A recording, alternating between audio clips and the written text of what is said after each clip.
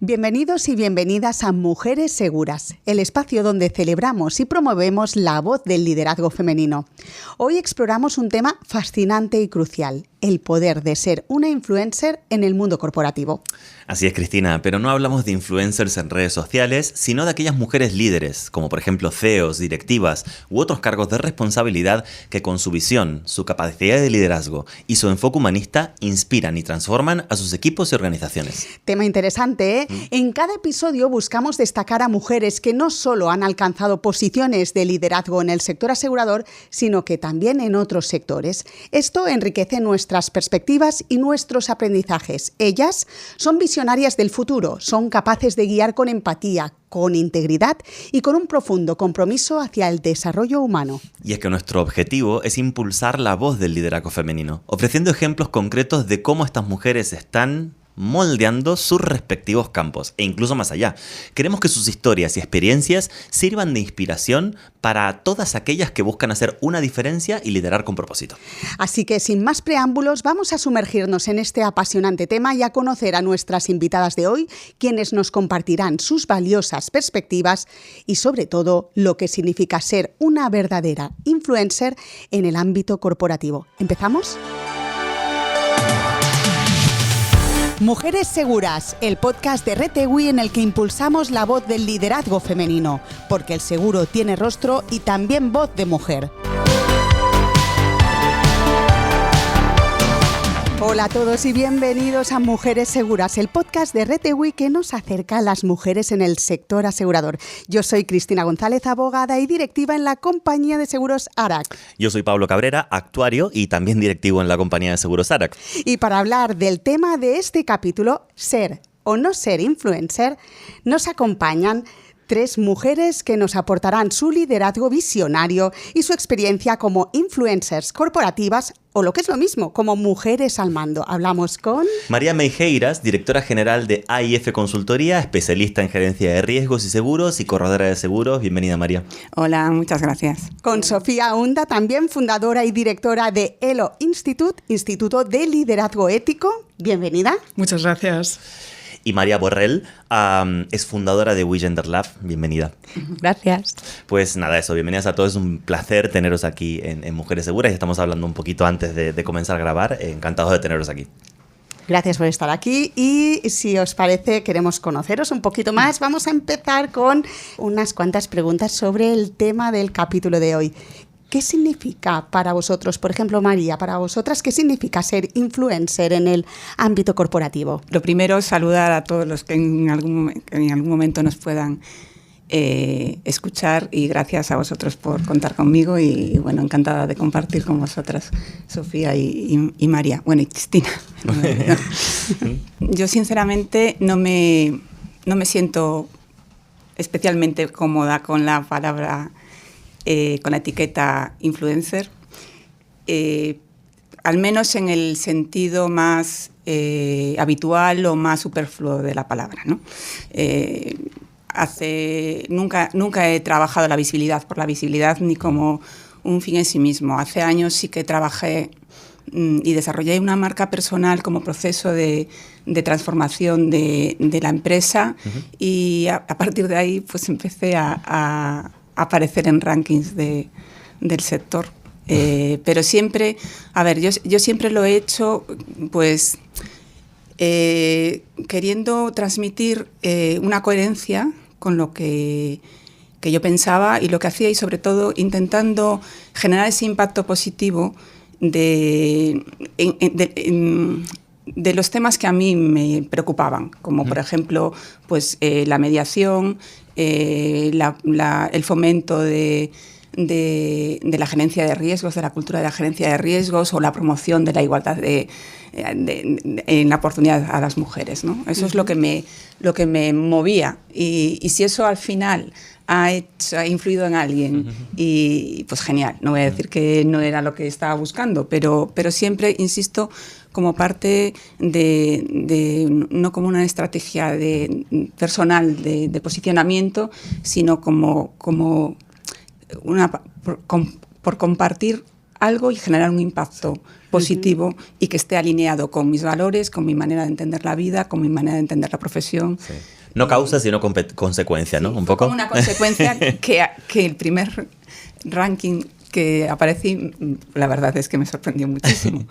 Pero bueno, que al final sí que en su momento trabajé bastante el tema de las redes, pero bueno, como lo estoy con esa contando, con esa visión. ¿Y en tu caso, Sofía? Pues yo me siento muy identificada con lo que ha dicho la compañera, porque me pasa exactamente igual. No me siento identificada con ese término. Yo, que soy estudiosa de liderazgo, yo soy académica y soy profesora en la Universidad de Liderazgo, creo que la palabra influencer es fundamental, ¿no? Analizarla, ¿no? Lo primero es que entendemos por influencer, que viene de influencia, que a su vez es uno de los componentes más importantes del concepto del liderazgo, ¿no? Por lo tanto, quien entiende que es influencer, en cierta forma, es un líder, ¿no? Claro. Yo comparto con María el hecho de la importancia que tiene la definición del liderazgo, esa consciencia del impacto positivo en lo que haces, ¿no? Para mí es muy importante que Elo Institute, que es una spin-off, viene del ámbito académico, después de 20 años de investigación científica, hemos creado el primer certificado en liderazgo ético en el mundo para directivos y nuestro propósito al final es impactar positivamente y hacer que el talento ético, es decir, las personas que están más preparadas y que son más influencers, pues dirijan empresas, personas, acometan este tipo de cuestiones que son tan relevantes para la salud y para el bienestar de las personas que componen una organización, ¿no? Yo creo que también tiene que ver esto del influencer corporativo, decía Daniel Goleman, que el gran poder de la influencia radica en entender lo que mueve a las personas a actuar, ¿no?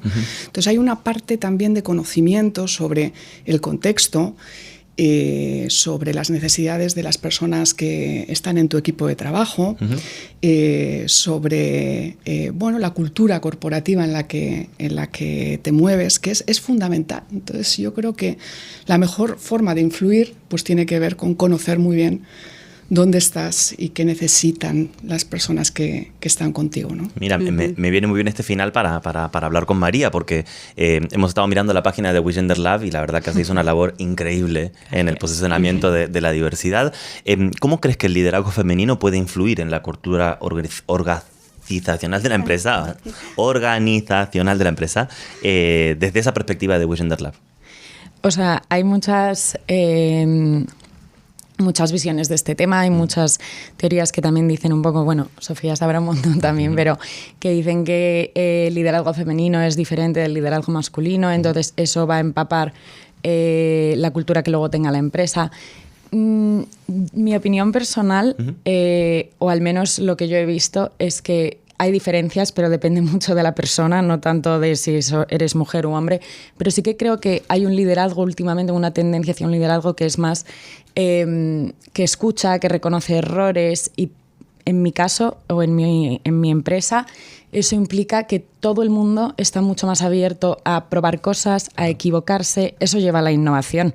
Tú no puedes ser pionero o pionera o tener una empresa pionera en un sector si no estás dispuesto a equivocarte. Tal cual. Y yo creo que muchas veces el crear ese entorno en el que las personas no tengan esos miedos, que ya no sea un liderazgo tan rudo, ¿no? O firme, sino más colaborativo, va a mejorar, pues en este caso, la innovación, pero también posiblemente la fidelización del talento, ¿no? Claro. Que la gente esté contenta y quiera pertenecer a tu empresa o a tu organización. Sí, la verdad que yo creo que entre el tema de influencer, en el tema de cómo influye la cultura, has tocado dos temas que son, creo, los retos que compartimos multisectorialmente, ya no solamente el sector del seguro, que es la llegada de la inteligencia artificial. ¿Cómo hacemos para no tener esa reticencia al cambio que en las plantillas muchísimas veces se encuentra? Y por otro lado, la retención del talento. Tenemos unos retos, por lo menos desde el sector asegurador, retos generacionales, ¿no? Así es. ¿Cómo somos atractivos para la gente más joven en el sector, por ejemplo? Así es. Y hablando de retos, María, ¿cuál ha sido tu mayor desafío al que te hayas enfrentado como líder en tu sector? Después haré la pregunta al resto. ¿Tu sector? Mi trayectoria es larga y entonces tuve bastantes desafíos. Pero bueno, puedo quedarme quizás con dos que me han marcado y que especialmente, ¿no? Uno, cuando asumí el rol de consejera delegada de NB21 y tuve que definir la estrategia y tomar decisiones sobre hacia qué rumbo tenía que ir la empresa. Eso fue un proceso exigente porque supuso un análisis muy exhaustivo del contexto y eso, saber exactamente hacia dónde tenía que ir. Después, otro momento muy, muy desafiante, yo creo que quizás más que el primero, fue cuando salimos del grupo de corredurías AIF Correduría. Salió del grupo de corredurías de NB21 después de ser socios fundadores y de 17 años trabajando en conjunto. Entonces eso supuso pues volver a empezar prácticamente de cero, volver a reorganizar, dotar de recursos a la empresa, a reorganizar procesos y al final lo más difícil, a volver a tener la ilusión y la motivación de las personas del equipo. Y bueno, lo superas con muchísimas horas de trabajo y rodeándote de gente que cree en lo que estás haciendo y gente comprometida. O sea, definitivamente las personas, como siempre, son las que van a mover todo. Y entonces la confianza en que es lo correcto lo que estás haciendo. Claro. ¿En tu caso, María? Yo soy emprendedora, entonces ese es el mayor reto de mi vida. Mi reto es cada mañana cuando tomo el café. Te lo juro.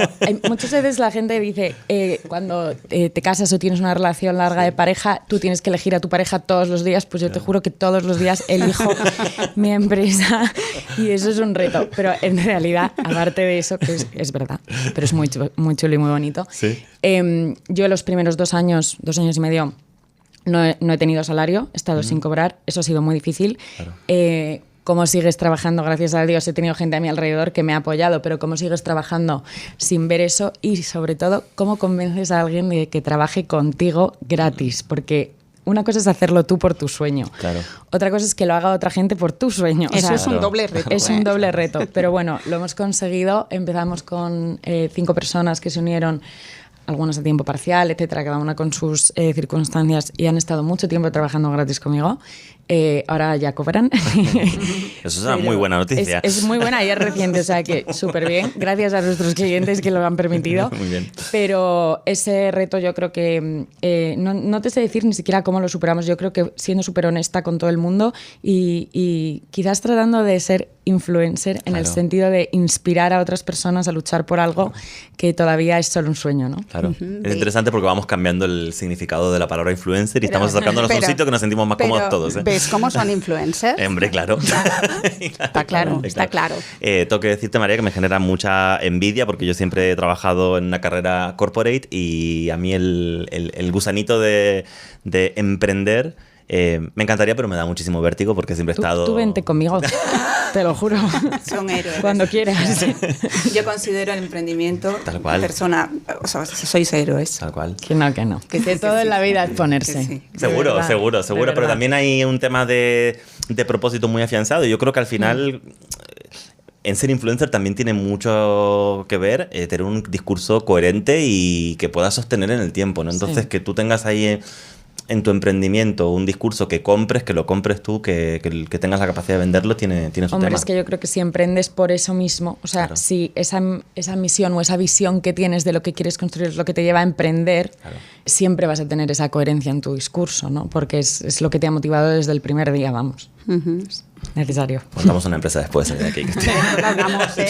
Ya se me están ocurriendo cositas, ¿eh? Sofía, en tu caso, ¿algún desafío que hayas tenido? Desafíos muchos, porque yo he sido directiva durante 19 años en el sector educativo, sobre todo universitario, y hombre, dirigir talento senior, potente, ha sido complicado. O sea, tengo que decir que es un reto el liderazgo de personas con ese enorme talento es algo muy complejo, ¿no? Hacer, bueno, pues que se embarquen en proyectos, que de alguna forma, a mí me ha resultado muy complejo, pero quizá lo más difícil ha sido el emprendimiento. Como mi compañera Cristina, tendríamos que escribir un libro sobre lo difícil que es emprender en este país, lleno de obstáculos, donde, bueno, pues a veces parece que pesa más lo burocrático que la facilitación, ¿no? Y eso que, bueno, yo por lo menos he emprendido en la Comunidad de Madrid, que creo que es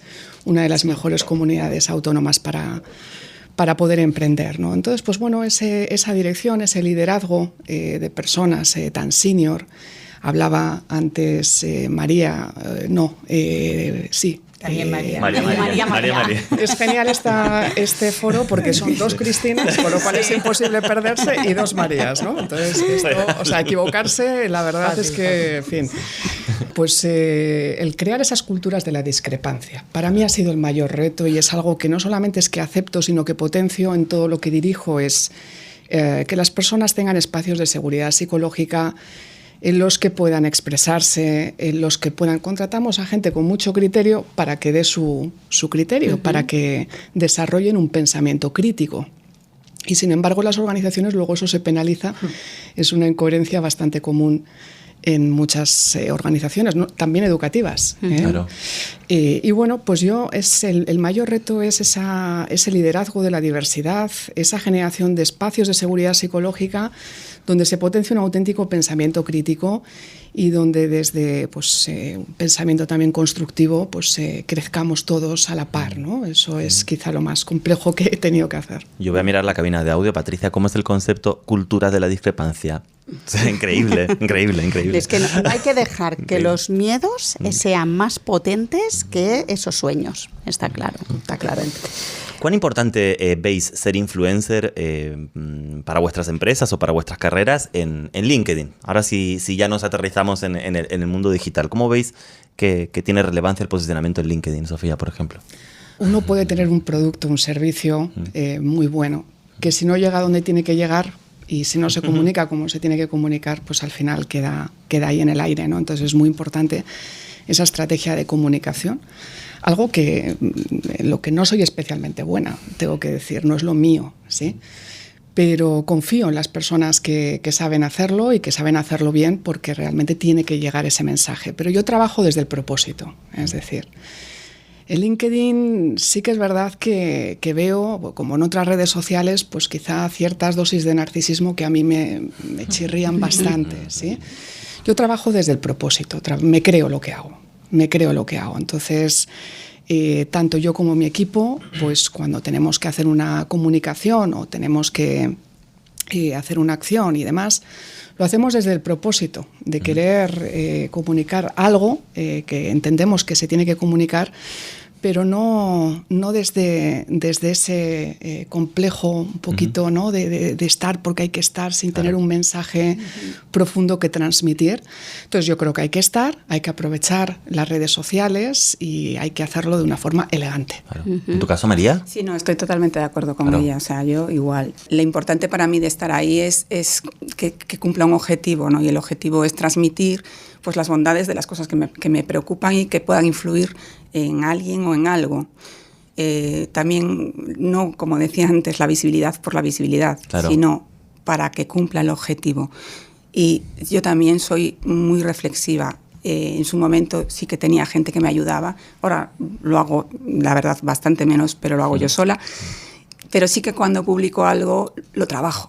O sea, lo trabajo y me preocupo de lo que estoy diciendo. O sea, no lo cojo y a lo largo y es porque tengo que poner un post. No, lo trabajo e intento que sea coherente con las cosas que quiero transmitir y sobre todo que sea coherente con lo que yo hago. Claro, claro. Eso es muy importante también. Claro.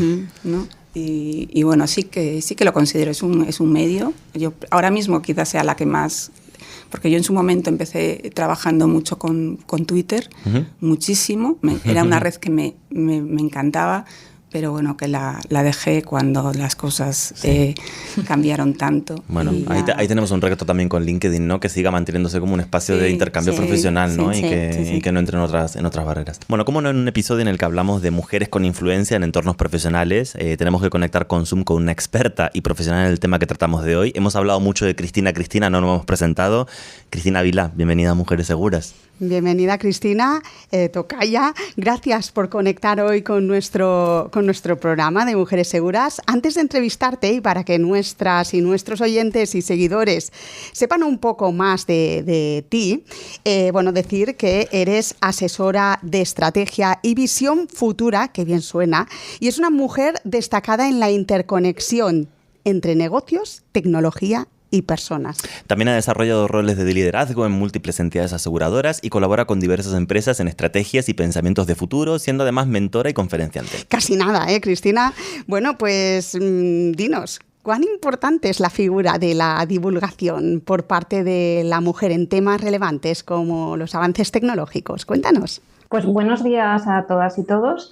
Es un placer estar ahí con vosotros. Perdonadme que no pueda estar físicamente, pero estoy de baja de maternidad y he aprovechado esto en la playa, o sea que estoy doblemente contenta. ¡Felicidades!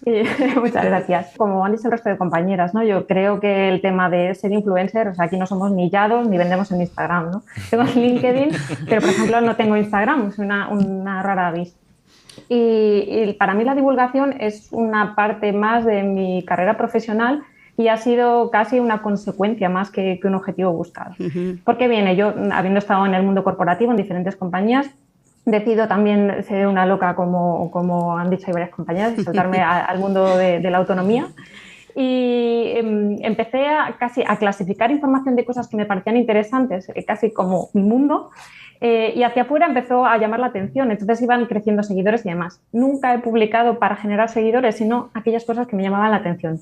Yo veo la divulgación casi como antiguamente en los pueblos, cuando venía un viajero y te contaba aquellas novedades que había visto, ¿no? En otros países, en otros pueblos, el progreso, ese eterno caminante, ¿no? Que es el progreso.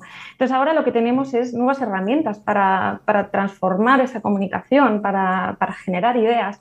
Y lo que tiene de interesante la divulgación es esa parte de comunidad, de dar visiones, de llevar esas novedades hacia otros territorios, acercarlas en otros lenguajes, y yo creo que eso es muy interesante. También hablaban ahí de pensamiento crítico, yo creo que también añadir pensamiento sistémico, cómo las cosas nos afectan a todos en diferente medida y en diferentes ángulos.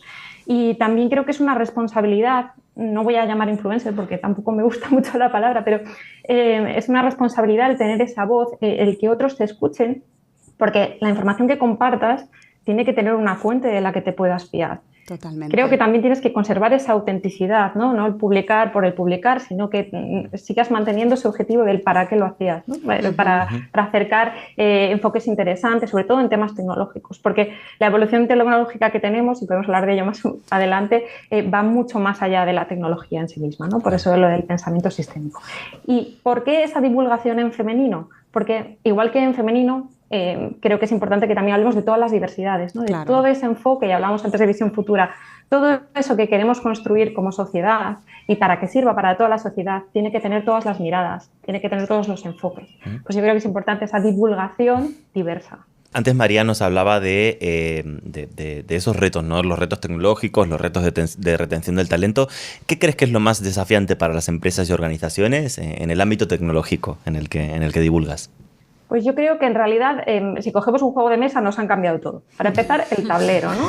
El tablero ha cambiado, por un lado, todo el tema de sostenibilidad bien traído, porque vemos el cómo puede evolucionar el tema de cambio climático, pero también nos ha cambiado a nivel geopolítico, ¿no? Desde el COVID hemos visto diferentes movimientos de una seguridad que teníamos adquirida, un status quo del orden mundial que, aunque no lo parezca, sí nos influye y lo hemos visto claramente. Luego, aparte también en el juego de mesa que tenemos los personajes, pues a nivel macro y micro lo mismo. Vemos como tenemos ahora un unilateralismo en esa parte geopolítica, pero también tenemos otros nuevos personajes emergentes en el juego, ¿no? Yo qué sé, el que es ingeniero de inteligencia artificial, los propios influencers, hablemos por ejemplo del Yados, ¿no? En Instagram, o sea, nos guste o no nos guste, pues hay diferentes personajes en el juego. Y por otro lado, también cambian los recursos. vemos cómo estamos acostumbrados a disponer de todo lo que hay en el mundo y casi a golpe de clic y tenerlo ya. Y ojo, cuidado, que a lo mejor eso a lo que nos hemos acostumbrado en los próximos años no será exactamente así. Y eso no significa solo tecnología, por ejemplo, también temas de longevidad. Porque hablamos mucho de la inteligencia artificial relacionada con el trabajo, ¿no? De si me va a quitar tareas, si me va a quitar el puesto o no, si es una mejora o no es una mejora, que yo claramente creo que como toda evolución tiene una mejora, pero puede tener una parte negativa que tenemos que gestionar, ¿no? Pero va más allá. Podemos pensar en la hibridación de las máquinas con las personas. Es ninguna tontería, ¿no? Ya hay gente que tiene órganos que son mecánicos y pueden tener una serie de inteligencias. O lo vemos normalmente como temas de gestionar paliativos, entre comillas, pero también pueden ser una evolución, ¿no? Me estoy yendo un poco más allá, pero para que pensemos también que la tecnología no es solo ese enfoque de inteligencia artificial que le estamos dando ahora. Es muy importante temas de seguridad, o sea, si vamos o sea, lo hemos visto con el apagón, ¿no? La dependencia que tenemos de determinadas cosas. Entonces, la respuesta es, si os sirve de algo, yo el año pasado estudié un máster de geopolítica y uno de ciencias cognitivas que habla mucho de cómo aprendemos, ¿no? Y cómo van a aprender las máquinas. Entonces, para mí, esos y la ciberseguridad son 3 temas muy interesantes a ver en los próximos 3-5 años. Daría para un capítulo de Mujeres Seguras. Bueno, Cristina, sabemos que has sido coautora de un libro que tiene por título Prepara tu organización para el futuro, en el que se recogen ideas de líderes de sectores. ¿Qué te motivó a escribir sobre la preparación del futuro? Pues yo llevaba años trabajando en diseños de futuros, en perspectiva estratégica. Hace muchos años se utilizaba bastante para riesgos, ¿no? Para la parte negativa, pero también tiene una visión de generar oportunidades. Entonces, estando en el mundo corporativo, sí lo había utilizado para diseño de productos y demás, pero ahora creo que va más allá, ¿no? Es generar nuevos escenarios de ideas de negocio, prepararnos para aquellas situaciones que se podrían producir, y muchas veces no es que se produzca la idea concreta que creamos que pueda pasar, sino la consecuencia. Por ejemplo, ¿por qué puede haber un apagón? Por una tormenta solar, por una sobrecarga, por un ataque, lo que sea. Pero si tenemos preparada una respuesta, vamos a tener una forma de actuar más rápida, con más confianza, y vamos a tener una apertura de mente en nuestros equipos que es muy útil. Entonces, a raíz de dedicar más tiempo, porque yo venía más de estrategia, operaciones, venía más del sector financiero, en banca y seguros, pero también había pasado por el telco y a día de hoy trabajo en muchos sectores. Pero sí que es empezar a traer esa parte de diseño de futuros que ahora, los últimos 4 o 5 años, se ha puesto mucho más de moda, al público más generalista. Y sí que en el libro pues hablamos, tanto José Luis Casal como yo, de un poco de esa visión del mundo post-COVID y un poco de metodología de cómo podemos implementar en nuestras compañías el diseño de futuros. Y ahí invitamos a varios colegas de diferentes sectores para que nos dieran esa visión. ¿Y por qué? Por esa importancia de la anticipación. Es decir, no vamos a ser adivinos, porque aunque cojamos aquí a los 10 mejores futuristas, os aseguro que a ninguno nos va a tocar la lotería, ni vamos a hacer despegar aquí una empresa tecnológica en 3 meses. Pero lo importante es ese cambio de filosofía. Cristina, ha sido un placer tenerte en el episodio. Avísanos cuando acabe tu baja, porque nos tienes que firmar el libro. Muchísimas gracias por haber participado en el episodio de Mujeres Seguras. A vosotras. Gracias. Y bueno, y seguimos. Esta pregunta va para ti, María. ¿Qué estrategias utilizas para fomentar la escucha, la valoración de las personas y la innovación? ¿Qué estrategias empleas? Desvélanoslas. A ver, no soy tan organizada, entonces no tengo unas estrategias tan claras. Seguro que alguna tienes. Sí, o sea, yo hay pequeñas cosas que hago con mi equipo que, por ejemplo, cuando hay que tomar decisiones a nivel empresarial, traigo a todas, o sea, aunque la que sea la que pone posts en Instagram, me da igual, o sea, todas lo decidimos juntas. Les propongo distintas soluciones, hablo la última, porque pienso que muchas veces si yo hablo primero voy a influir en lo que ellas van a pensar o decir, entonces me gusta dejarlo para el final. También eso es un tip muy útil, porque además así pareces pues coger un poquito de todo el mundo.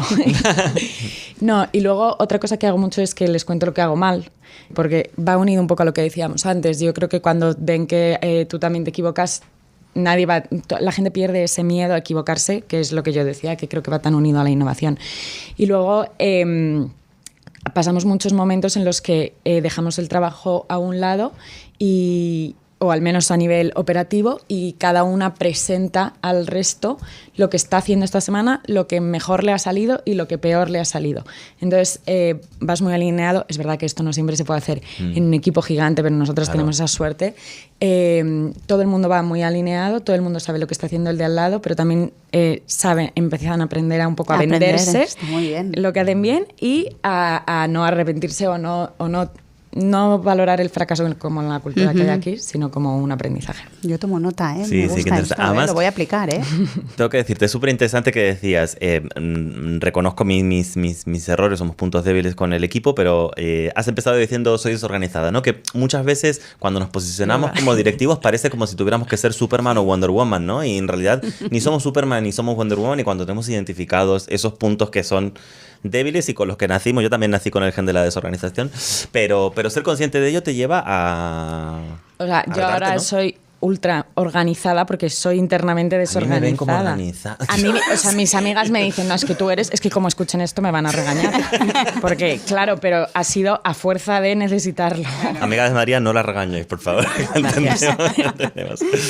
Bueno, ser o no ser influencer. Qué episodio tan interesante el de hoy, qué corto se nos ha hecho, la verdad que se nos ha echado el tiempo encima, la verdad.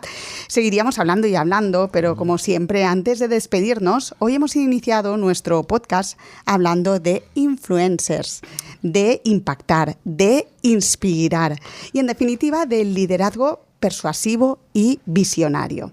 Muy rápido, muy cortita. Necesitamos que nos deis un titular o una reflexión muy breve porque nos queda un minutito. María. Yo diría, no es tanto sobre influir, sino sobre compartir un propósito. Fantástico. Sofía. Yo diría, quizá la frase mítica de Albert Einstein, ¿no? Decía que el ejemplo no es la manera de influir, sino que es la única forma de hacerlo. ¿Y María? Bueno, pues que la verdadera influencia no se mide en seguidores, sino en el impacto real que dejas y en la coherencia con tu manera de ser. Fantástico, muchísimas gracias. La verdad que ese libro de reflexiones está llenando de muchas reflexiones interesantes. Bueno, gracias a las tres por compartir vuestras frases inspiradoras y gracias una vez más por haber formado parte de este capítulo de podcast de Mujeres Seguras de RTWI.